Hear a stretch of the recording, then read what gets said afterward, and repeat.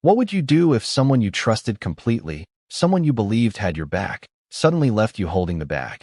Imagine this. Millions promised, handshakes sealed, smiles exchanged, and then nothing. Silence. No money. No explanation. Just a void where loyalty used to be. That's the reality David Foster says he faced. A man who has worked with some of the world's most famous voices.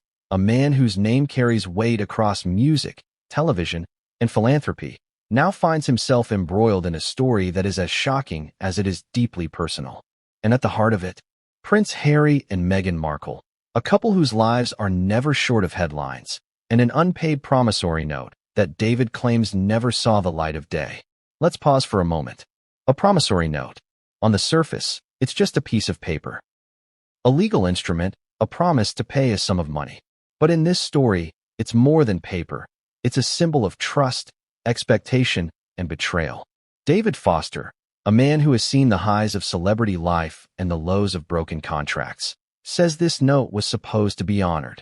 Instead, it became a wedge that would drive him away from a relationship he valued, and shockingly, lead him to sever ties with Prince Harry himself.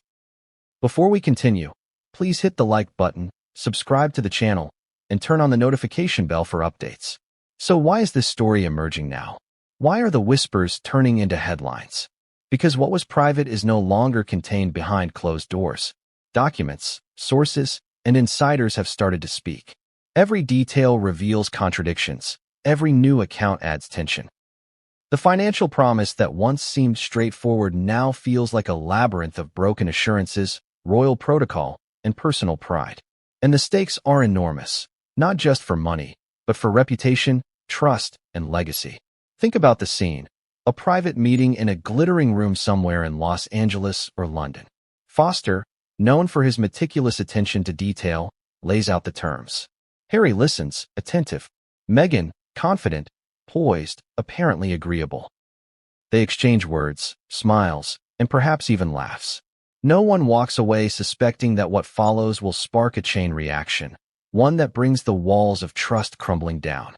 Because in the world of celebrities and royals, nothing is ever simple. Every handshake carries weight. Every agreement has consequences. And the moment a promise is broken, the ripples extend far beyond the individuals involved. David Foster is no stranger to navigating high-profile personalities.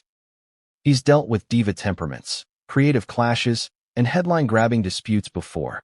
But even he admits, there are lines you do not cross and promises you do not ignore. And yet, according to him, that's exactly what happened. An agreement, which should have been honored with precision and integrity, was left unpaid. Not partially, not delayed, unpaid. And for someone like Foster, who has spent decades building a career rooted in professionalism and trust, this is not just a financial slight. It is an emotional one, a betrayal of the kind that reverberates. Let's dig into why this matters. Many of you watching might be thinking, it's just money, right? Celebrities have millions. But it's never just about money. It's about principles, about accountability, about what happens when trust is violated at the highest levels. The world watches royals and celebrity moguls, expecting a blend of decorum and responsibility. When those expectations are shattered, the story isn't only shocking, it's instructive. It teaches lessons about ambition, entitlement, and the fragility of relationships built on status rather than integrity. And here's where it gets even more dramatic. David Foster didn't just step back quietly. He cut ties with Prince Harry himself. Imagine that for a moment. A man of influence, someone deeply connected to the royal sphere, deciding that his relationship with a prince was no longer tenable because of what happened behind the scenes. That's more than a disagreement. It's a public statement, a personal declaration that boundaries were crossed and trust had been irreparably broken. And that action alone is rare. Foster's reputation for discretion is legendary. The fact that he's now speaking up, and that the story has reached you, is a signal that this is far bigger than a simple unpaid bill. Now, you may be wondering, what exactly happened? How did this promissory note come to be? What were the circumstances surrounding the agreement, and why did it go unpaid? That's what we're going to uncover in this series. We will take you behind the scenes, explore the personalities involved, and reveal the sequence of events that led to a fallout that no one saw coming. We'll examine Foster's perspective, his meticulous documentation, the alleged excuses, and the contradictions that emerged along the way. But before we get into the gritty details, let's acknowledge the human side of this story. Money may be central, but the emotions are even more compelling. Imagine feeling that someone you respected, someone you worked with closely, has disregarded your value. Imagine the frustration, the disbelief, the sense of injustice. Imagine the quiet moments of questioning. Did I misread the situation? Did I expect too much? And then the stark realization. No, the promise was clear, the terms were agreed upon, and still, nothing was delivered. That emotional journey, Foster insists, is at the heart of why he took such decisive action.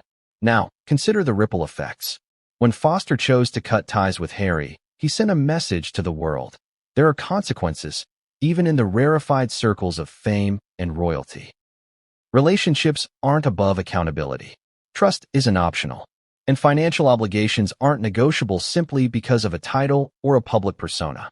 The stakes extend far beyond one promissory note. They touch on integrity, influence, and the delicate balance of public image versus private responsibility.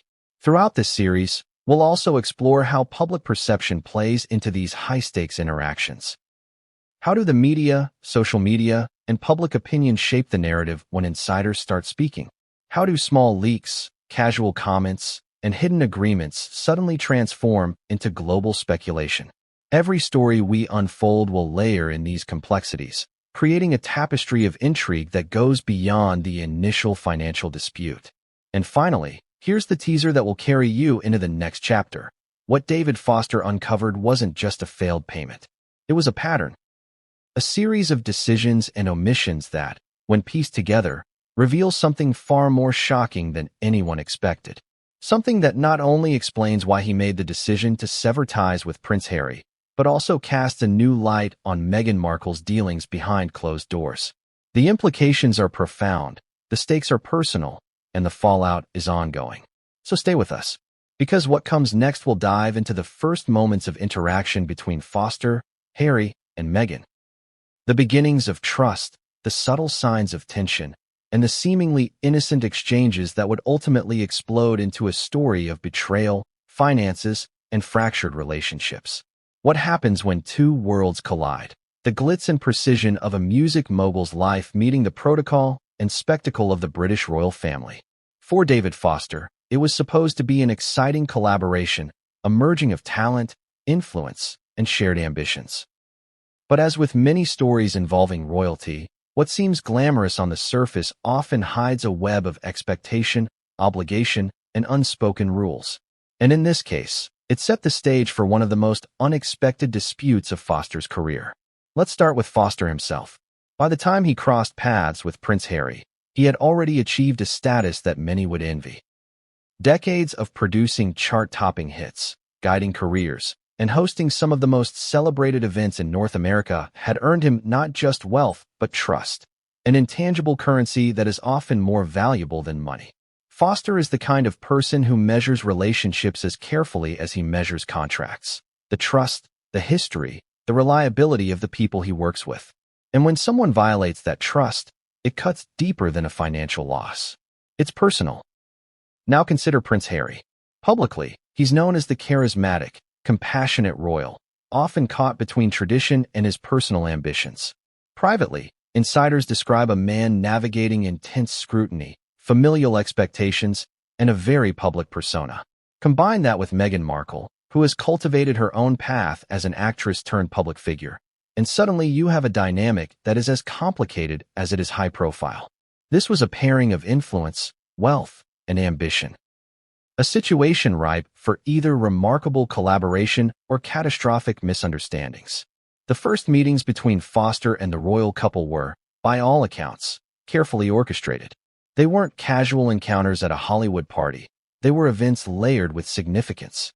Foster had a reputation for spotting talent and opportunity, and Harry and Meghan were at a point in their lives where financial and personal endeavors were becoming intertwined with their public image. Foster's connections in entertainment and philanthropy offered possibilities, and the royals' reach offered prestige. On paper, it was perfect. But in practice, The interactions were already charged with tension the moment the agreements were discussed. Foster recalls long conversations, some public, some private, where ideas flowed, opportunities were pitched, and promises were made. Meghan, in particular, demonstrated an assertive command over negotiations, blending charm with persuasion. She understood the leverage that her title and her persona offered, and she used it with a strategic precision that left even seasoned negotiators impressed. Yet, according to Foster, there were subtle warning signs, small contradictions, shifts in tone, evasive answers that hinted at potential trouble down the road. One of the most crucial elements in their initial dealings was the discussion of financial arrangements. Promises of funding, payments, and financial commitments were made, with all parties verbally agreeing to terms that seemed fair and mutually beneficial. Foster, meticulous as ever, documented these agreements carefully, creating a paper trail that he believed would protect all parties. But what happens when one side views a promise as a suggestion rather than a contractual obligation? That was the tension at the heart of this story.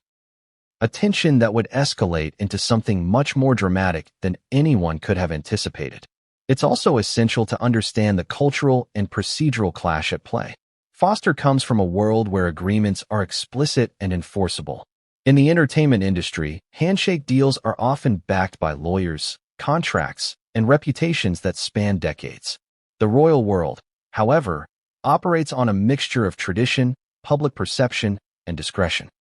Words are weighted, actions are symbolic, and promises, especially financial ones, can be shrouded in layers of nuance.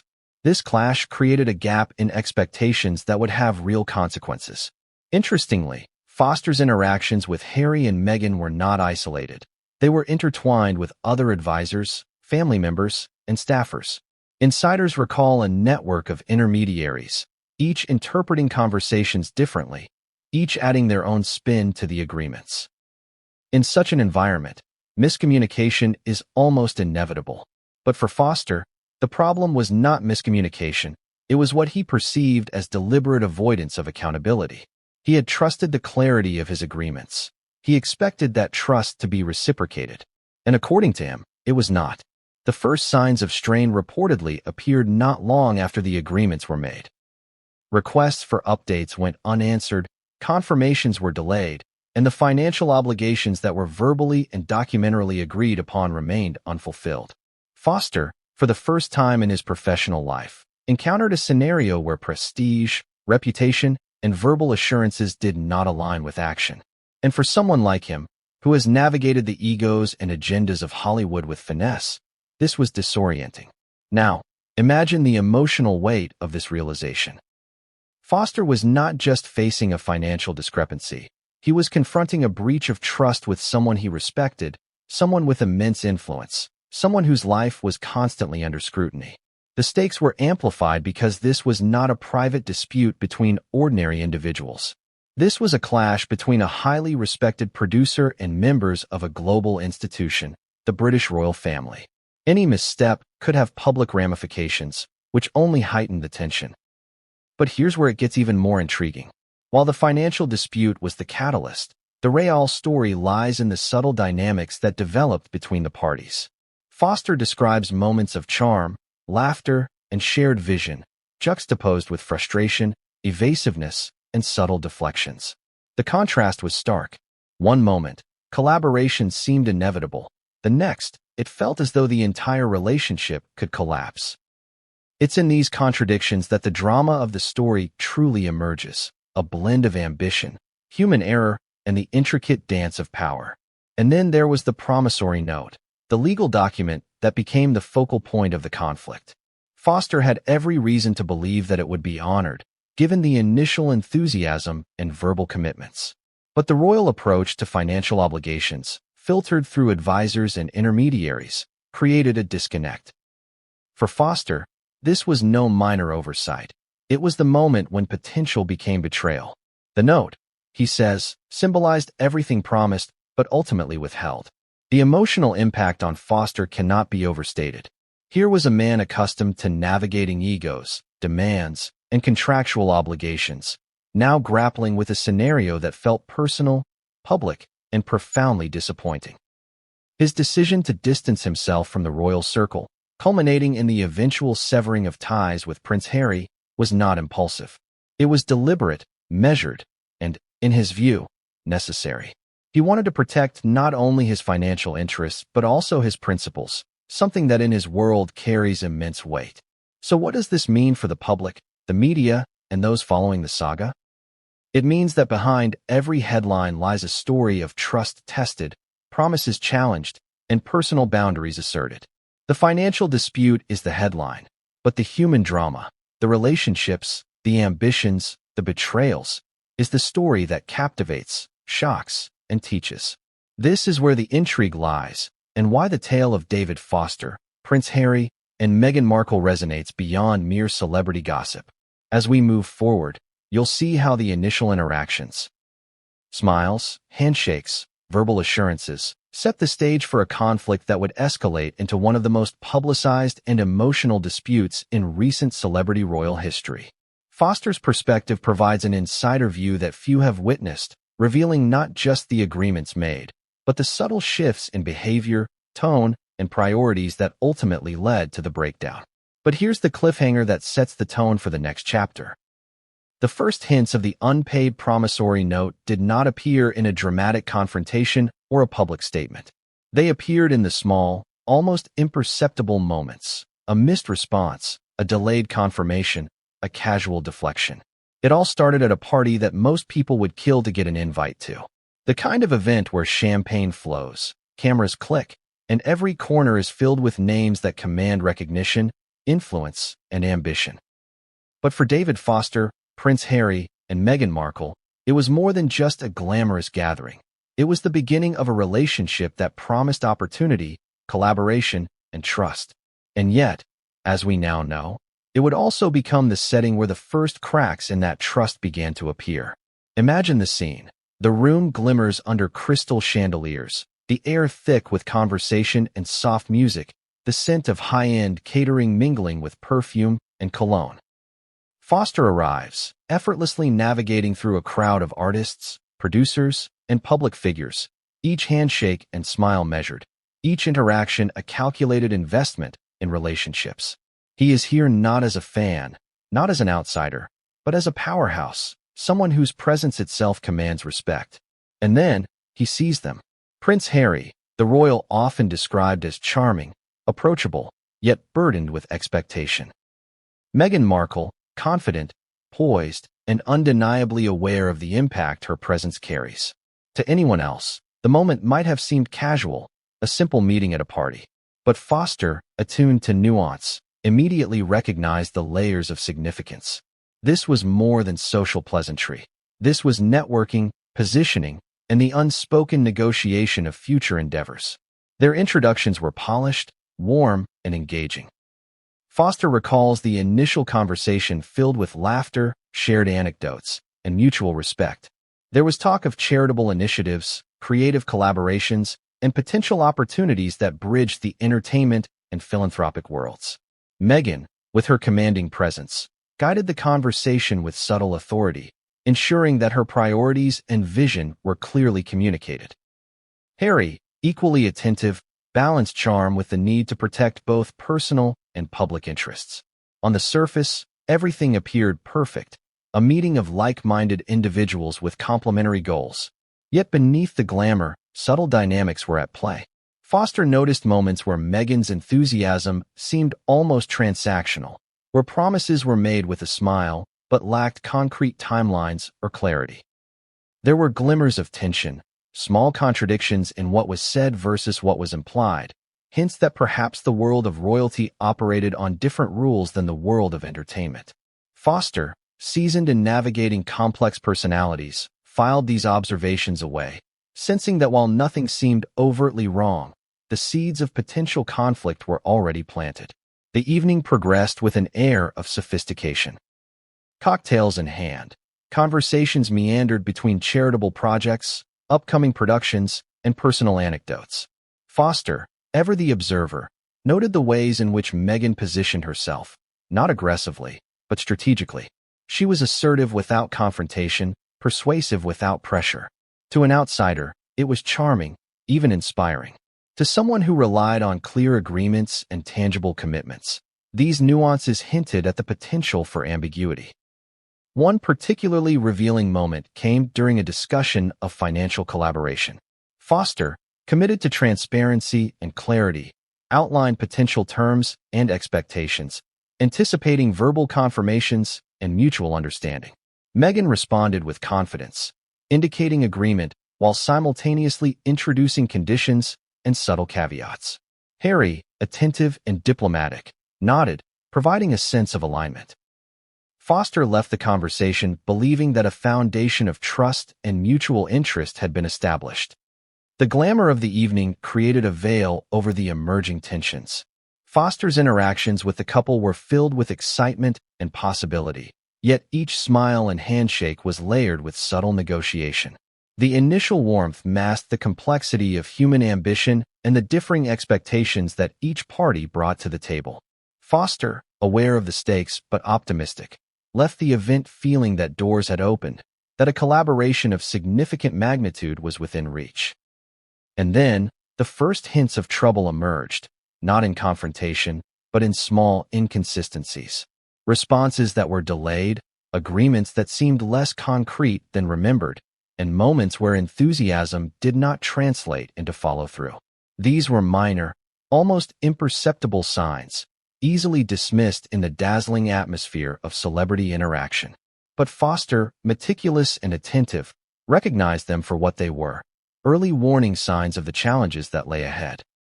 The party also revealed the broader ecosystem surrounding Harry and Meghan. Advisors, friends, and intermediaries moved in tandem, each influencing decisions, conversations, and perceptions. Foster quickly realized that navigating these relationships would require not only his usual skill, but an understanding of a web of influence that was both opaque and highly strategic.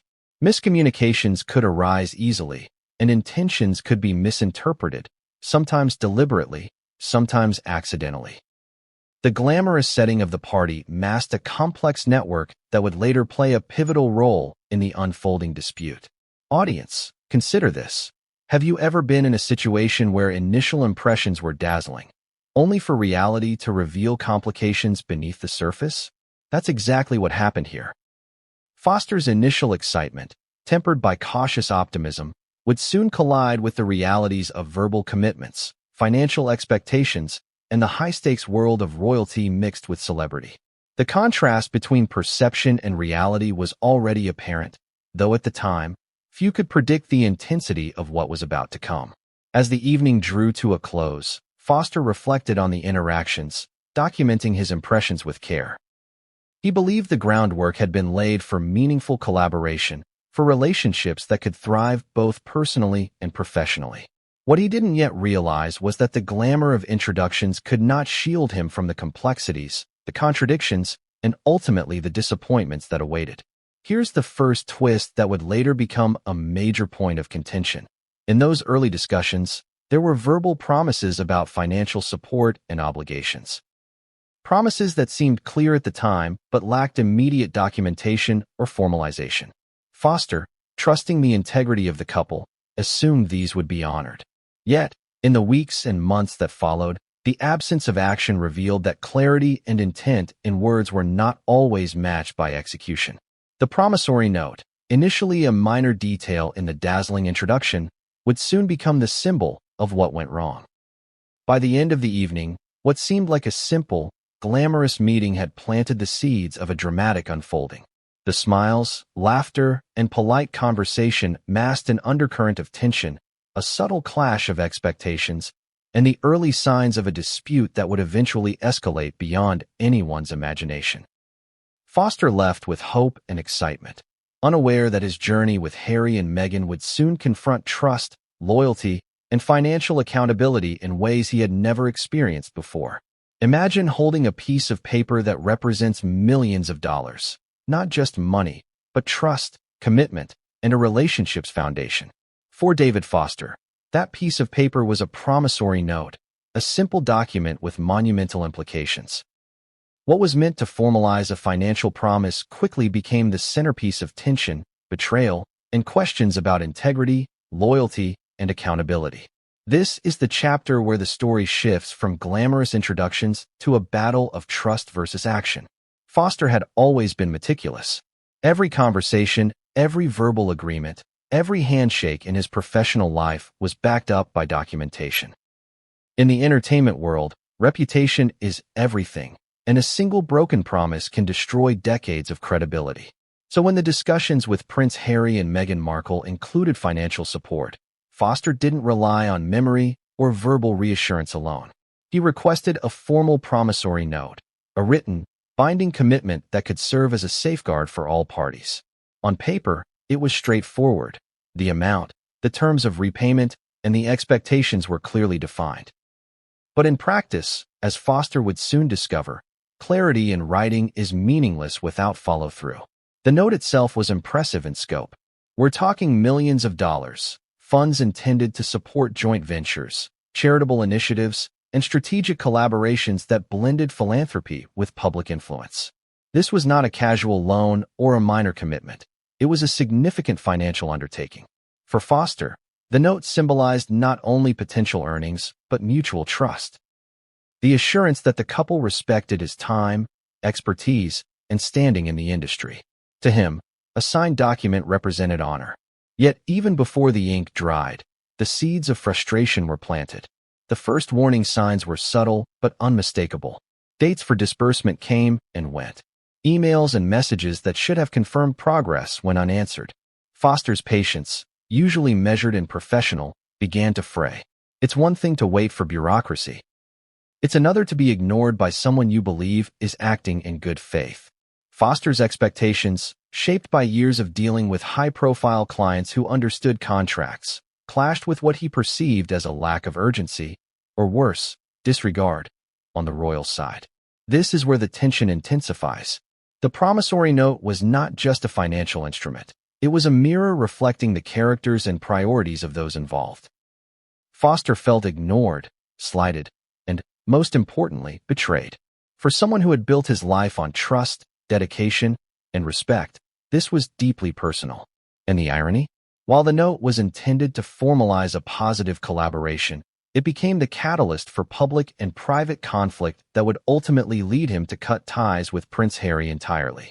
To understand the gravity, consider what Foster was up against. Prince Harry and Meghan Markle operate in a world where public perception is as crucial as private integrity.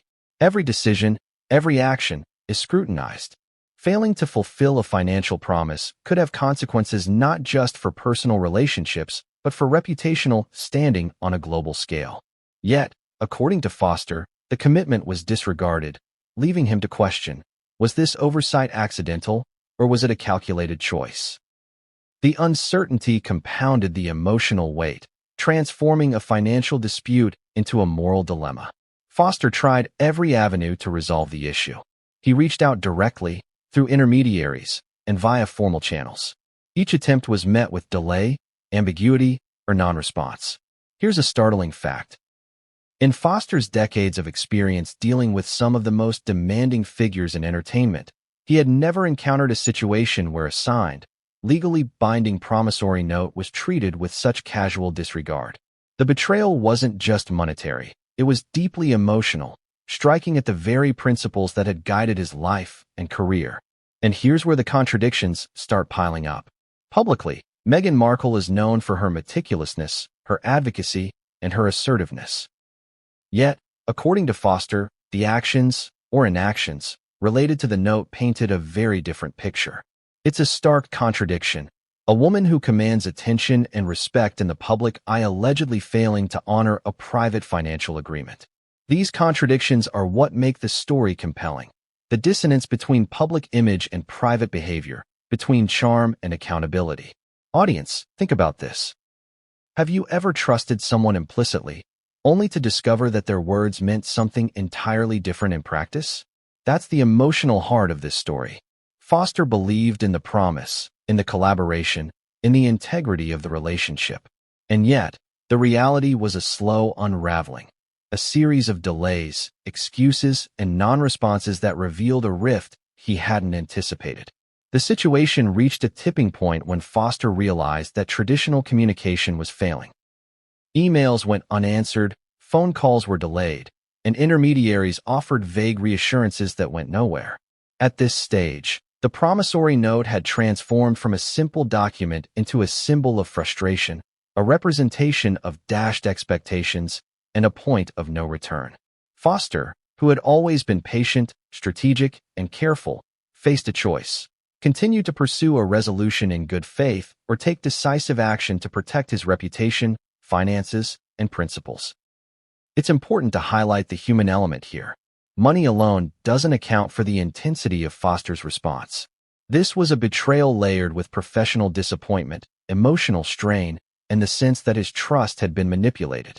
He had offered goodwill, expertise, and patience, and received what he considered silence and evasion in return. This is the moment where relationships of influence can fracture irreparably, where respect gives way to resentment, and where someone like Foster is forced to make a hard, public decision. The narrative tension is heightened by the secrecy surrounding the note. Unlike typical celebrity disputes, this conflict involves documents, intermediaries, and a web of private communication that the public rarely sees. The secrecy adds a layer of intrigue. What was agreed upon in private? How was it communicated? And why was it ignored? For the audience, these unanswered questions build suspense, creating the perfect storm for drama, speculation, and shock. And then comes the most shocking twist in this chapter. According to Foster, the failure to honor the promissory note didn't just stop at financial loss. It triggered the unraveling of relationships at the highest levels. Foster's trust in Harry, which had seemed solid, began to crumble. What started as a financial dispute became a profound personal conflict, leading him to make the difficult decision to sever ties with the prince entirely. This was not a casual falling out. It was a calculated, painful choice, driven by principle and the undeniable evidence of broken promises. By the end of this chapter, the stakes are crystal clear. What started as a simple document outlining financial obligations has become the fulcrum for betrayal, mistrust, and dramatic consequences. Foster's story forces the audience to confront the uncomfortable truth that even in worlds of privilege, fame, and influence, integrity and accountability are not guaranteed. Promises, no matter how well-intentioned, must be honored, or the fallout can be devastating. When we talk about trust and betrayal, there's often a third party caught in the middle, someone who isn't the one signing the document, but whose influence can make or break the outcome. In this saga, that person is Prince Harry. He wasn't the one issuing the promissory note directly, but his role, both public and private, proved to be pivotal in the unraveling of events that left David Foster feeling not just financially slighted, but personally betrayed. Let's start with Harry's position. As a member of the British royal family, he occupies a world governed by protocol, expectation, and public scrutiny. Every decision, every conversation, and every financial arrangement carries layers of responsibility and consequence. Unlike the entertainment world, where contracts are clear and disputes are often mediated behind legal doors, the royal sphere is as much about perception as it is about performance. And yet, Harry, like anyone else, is human, and human beings make mistakes, especially when navigating conflicting loyalties and pressures. Foster recalls initial interactions with Harry as polite, collaborative, and encouraging. Harry listened intently, engaged thoughtfully, and appeared genuinely interested in the projects and initiatives being proposed. On paper, he seemed the ideal partner, attentive, principled, and willing to support Foster's vision. But as the promissory note issue unfolded, it became clear that Harry's involvement was more complicated. His loyalty to Meghan, his desire to protect her image, and the pressures of navigating both public perception and private negotiations created a dynamic fraught with tension. Here's an important detail. While Meghan was the one primarily negotiating and influencing the note's terms, Harry's support, or lack thereof, significantly affected the outcome. Foster observed what he describes as a pattern of passive involvement. Harry would acknowledge issues, nod in agreement, and provide verbal reassurance, yet he rarely intervened decisively when follow-through was required. It's a subtle but critical distinction. Words of support without action can be worse than outright opposition because they cultivate expectation without delivering resolution. Foster's frustration grew as the weeks passed. He would reach out directly to Harry, seeking clarity and intervention. Each time, he was met with politeness but little progress. Emails that should have prompted concrete steps were met with vague assurances. Calls intended to clarify deadlines were postponed. Foster had worked with countless high-profile figures in his career, but even by his standards, this passive approach was perplexing and, ultimately, unacceptable. He began to realize that Harry's role was less that of an advocate and more of a buffer. Someone protecting Meghan while maintaining his own public image.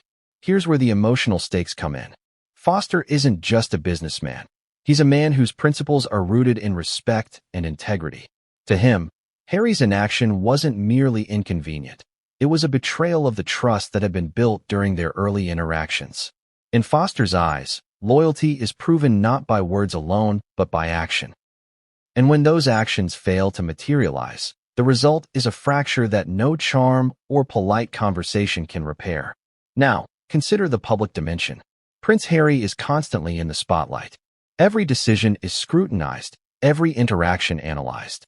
To appear as though he is involved in financial mismanagement or failing to honor a commitment has consequences not only for him, but for the royal brand and everyone associated with it. For Foster, this added another layer of complexity. He couldn't publicly shame Harry without triggering a media firestorm, but privately, the frustration was unbearable. He was left in a limbo, aware of a growing betrayal but unable to resolve it without escalating the situation dramatically. The contradictions in Harry's behavior were particularly striking. On one hand, he appeared committed and engaged. On the other, he allowed months to pass with minimal intervention. Foster describes moments where Harry would express understanding and concern, yet these moments were fleeting, almost performative. They provided comfort, but no tangible action. For Foster, these contradictions were maddening. Words promising intervention contrasted sharply with a lack of follow-through, and the gap between intention and execution became increasingly consequential. But there's another layer to consider, the human element. Harry's loyalties were divided. On one side was his commitment to Foster as a trusted collaborator. On the other was his devotion to Meghan, whose priorities sometimes conflicted with the agreements Foster expected to be honored. This is where personal and professional boundaries collided. Foster felt caught in the middle of a delicate balancing act, witnessing a man of influence struggle to reconcile competing responsibilities. The emotional weight was enormous. Foster describes sleepless nights, meetings filled with tension, and a growing sense that the very person he expected to uphold fairness was hesitant to act decisively. Here's an unexpected detail.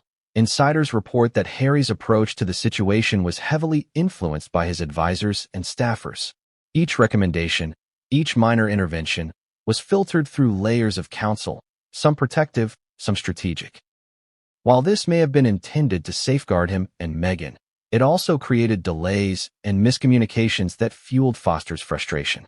Actions that could have resolved the issue quickly were bogged down in a system designed to prioritize perception over immediate resolution. And then there was the tipping point, the moment when Foster realized that words alone would not suffice.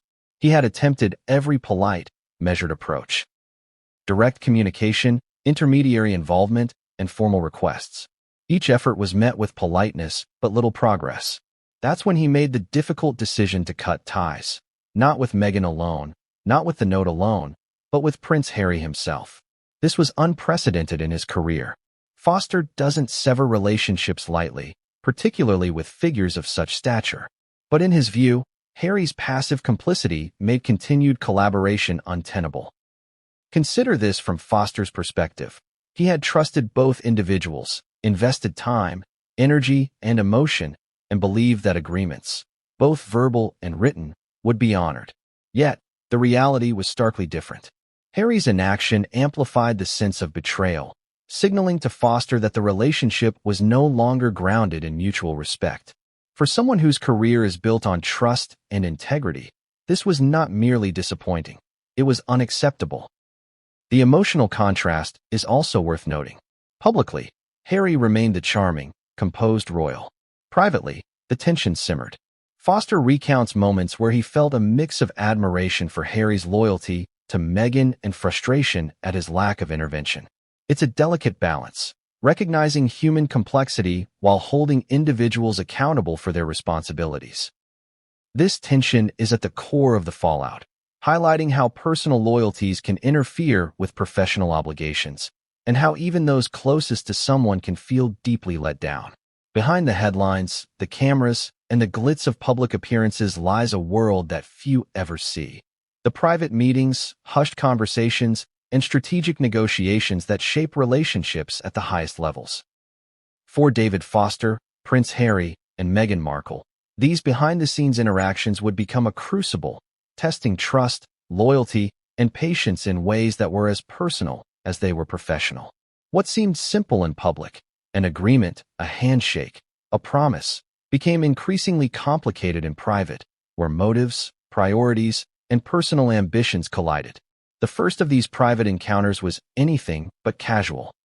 Foster describes a series of meetings that were meticulously planned, designed to negotiate the specifics of financial commitments, collaborative ventures, and mutual expectations.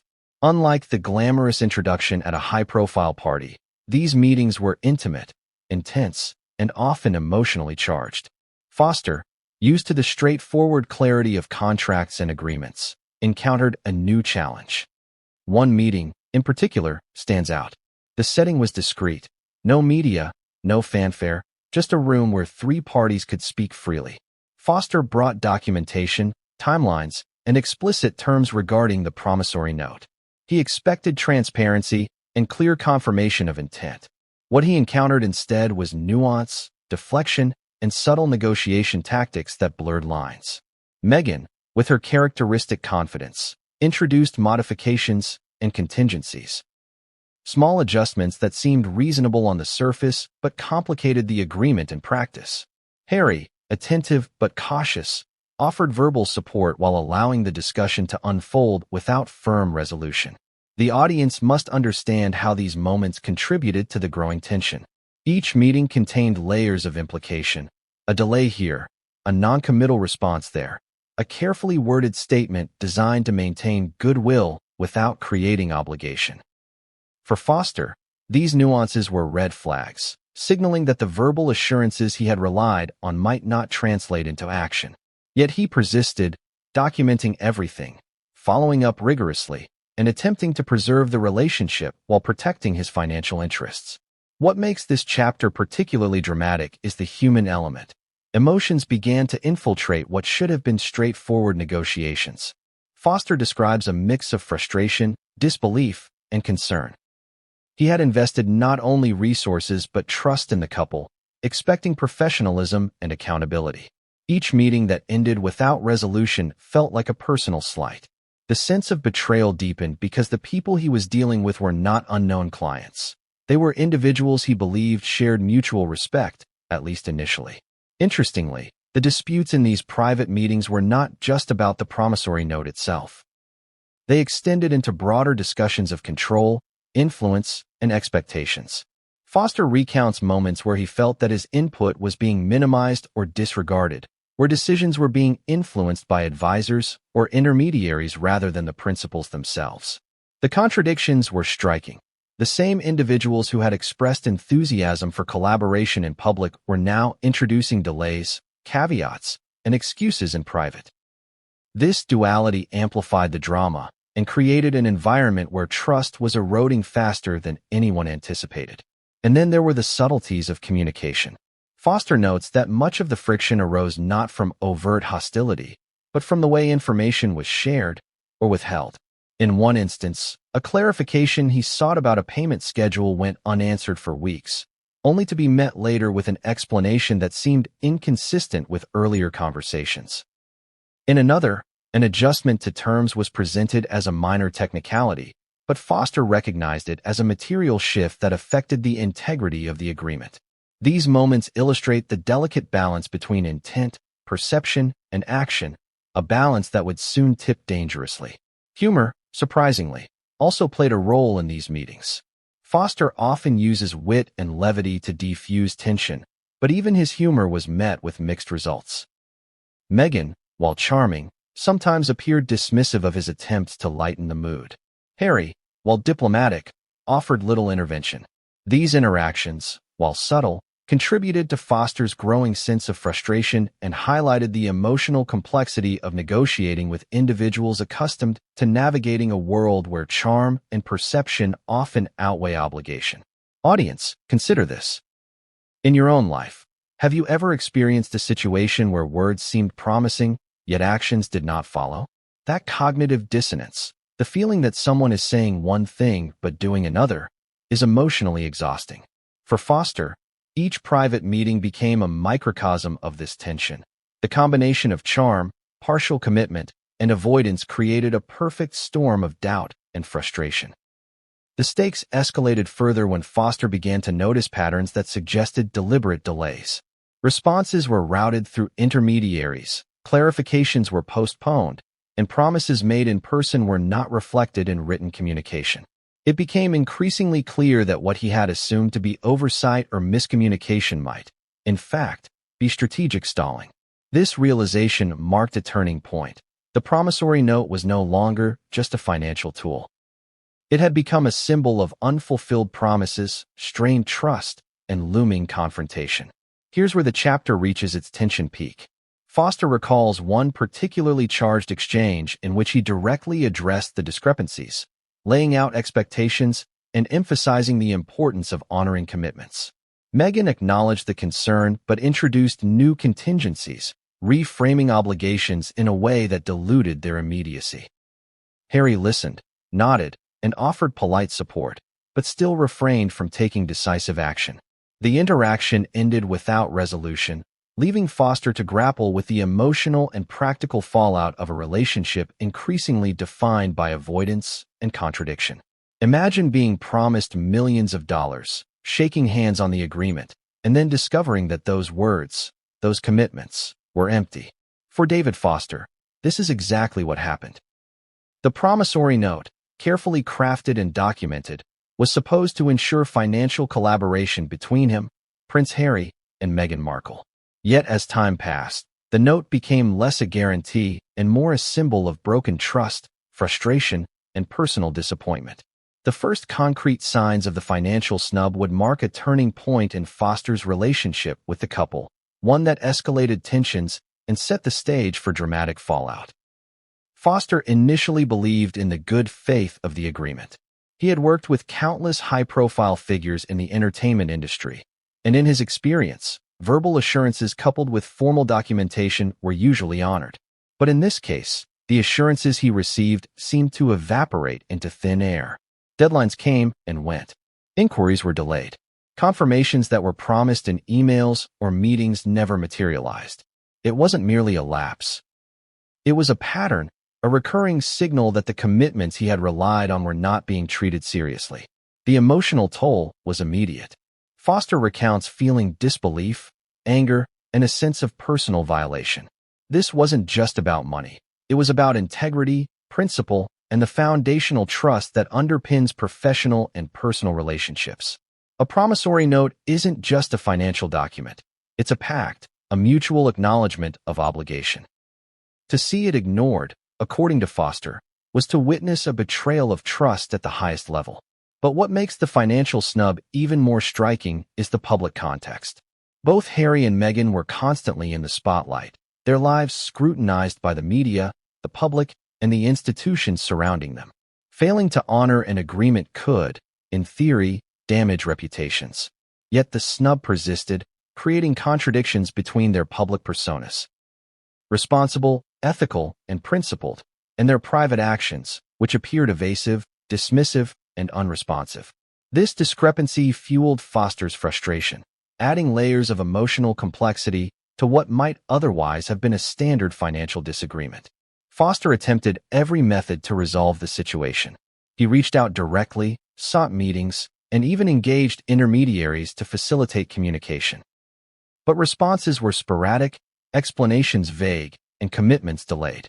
Each attempt to clarify or secure repayment highlighted the growing distance between verbal promises and actual fulfillment.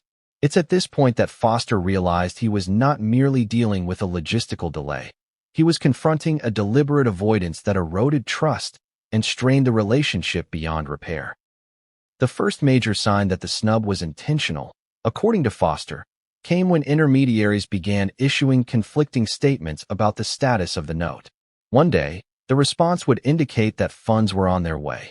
The next, there were new conditions, unexpected delays, or procedural hurdles. This back and forth created an emotional roller coaster, amplifying Foster's sense of injustice. It was no longer a simple matter of finances. It was a confrontation with character, intent, and principle.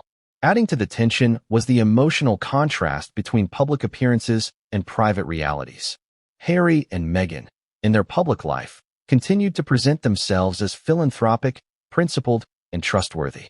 But behind closed doors, Foster perceived a very different dynamic: hesitation, ambiguity, and evasive maneuvers that directly contradicted the image of reliability they projected. For Foster, this duality was not only frustrating, it was infuriating. He had entered the agreement expecting honesty, clarity, and professionalism, and what he received instead was a financial snub that undermined every ounce of trust he had placed in the relationship. The ripple effects of the snub extended beyond financial implications. Foster describes how the situation began to strain personal interactions, turning casual conversations into tense negotiations. The sense of camaraderie that had initially characterized his relationship with the couple was replaced with guarded exchanges, cautious phrasing, and an undercurrent of resentment. Each interaction carried the weight of unfulfilled promises, amplifying the emotional stakes and deepening the sense of betrayal. There is also an important psychological dimension to consider. Foster felt powerless in the face of repeated avoidance. In the entertainment world, leverage comes from reputation, contracts, and influence. But when dealing with someone protected by layers of public attention, advisors, and royal protocol, leverage is limited. Foster's frustration was compounded by the realization that, despite being in the right, he lacked the means to enforce the note without escalating the conflict publicly, a step that carried risks he was reluctant to take. And then came the moment that crystallized the snub into a personal affront. Foster recounts a formal meeting intended to finalize repayment schedules. He arrived prepared, organized, and confident that the discussion would resolve the issue. Yet what transpired was a masterclass in avoidance. Requests for timelines were met with vague promises. Questions about payment were deflected. Assurances were given verbally, but never followed through. It was, in Foster's words, a betrayal wrapped in civility. A snub that communicated more than words ever could, that his time, effort, and trust were being undervalued. Audience, consider this.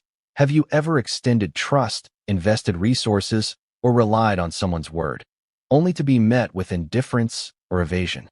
That feeling of being dismissed, even subtly, can sting far more than an outright refusal. It's the combination of expectation and contradiction. The promise of respect coupled with the reality of disregard that cuts deepest. For Foster, each day without resolution added layers of emotional weight, building toward a confrontation that was inevitable. The financial snub also had reputational implications. Foster, whose career and credibility rely on both financial acumen and personal integrity, was placed in a difficult position. Continuing to work with Harry and Meghan under these conditions could imply tolerance for evasive behavior, potentially undermining his professional standing. Yet confronting the situation risked public conflict, media attention, and exposure of private dealings. It was a delicate balance, one that Foster navigated with measured, deliberate action, but one that ultimately led to the dramatic decision to sever ties. As soon as the financial snub became apparent, it didn't stay private for long. In today's world, where information flows instantly and headlines spread like wildfire, even the most discreet disputes can erupt into global conversation. For David Foster, the unpaid promissory note wasn't just a personal grievance. It was about to become a story the world would scrutinize, dissect, and debate. And in the case of Prince Harry and Meghan Markle, where public perception is everything, the stakes were higher than ever. The first signs of media attention were subtle. Gossip columns hinted at tension behind closed doors, social media whispers speculated about delayed payments, and insider sources began to leak fragments of information. What started as a minor, private disagreement was morphing into a narrative about trust, betrayal, and royalty in conflict. Foster recalls feeling a mix of frustration and inevitability. He understood that once such stories enter the public sphere, perception often matters more than reality. And controlling the narrative is a battle in itself. Here's a crucial point. Harry and Meghan operate under constant scrutiny. Every decision, every interaction, every financial move is analyzed, judged, and reported. Foster's dispute with them, while private, had all the hallmarks of a story that would capture global attention: royalty, celebrity, financial intrigue, and a promise gone unfulfilled. The media ecosystem thrives on these elements, and once the details began to emerge, even in hints, the story was primed to explode. The social media response added another layer of intensity. Platforms like Twitter, Instagram, and TikTok amplified speculation, with users sharing fragments of information, commentary, and opinions. Foster's grievance, initially confined to emails, meetings, and intermediaries, suddenly became fodder for public debate. Fans, critics, and curious onlookers weighed in, often without access to the full context, creating a swirling vortex of narrative distortion.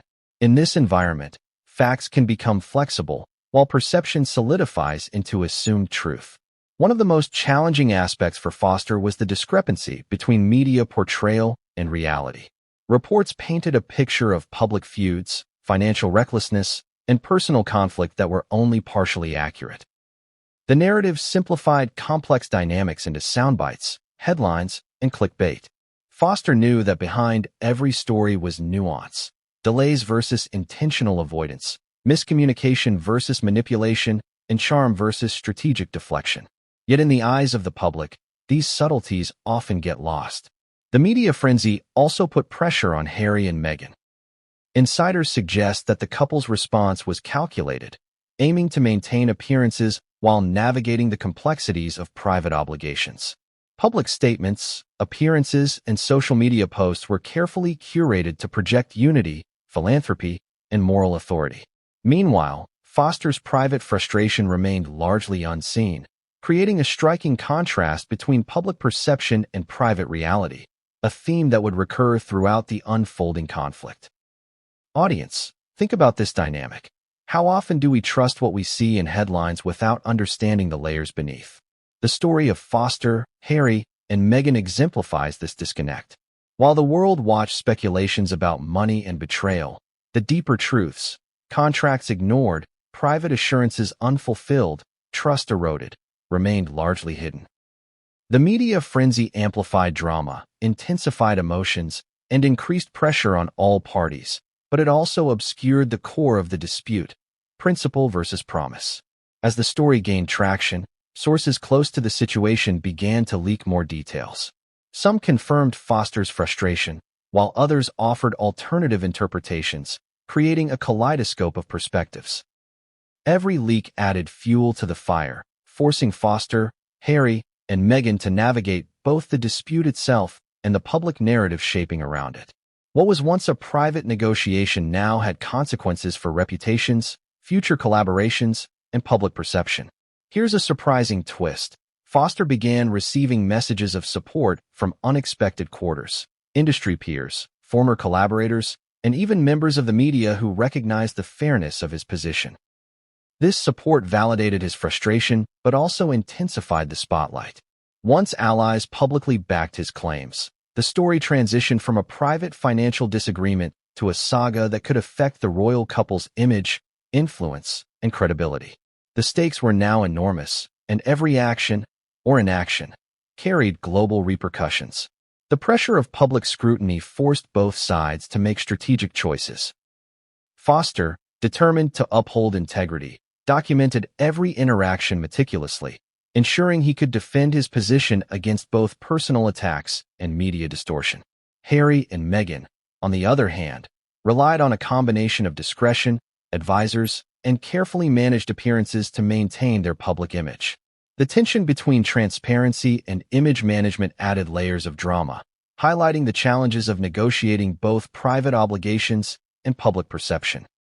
By the end of this chapter, the financial dispute had become something more a story about loyalty, credibility, and the collision between private agreements and public expectation.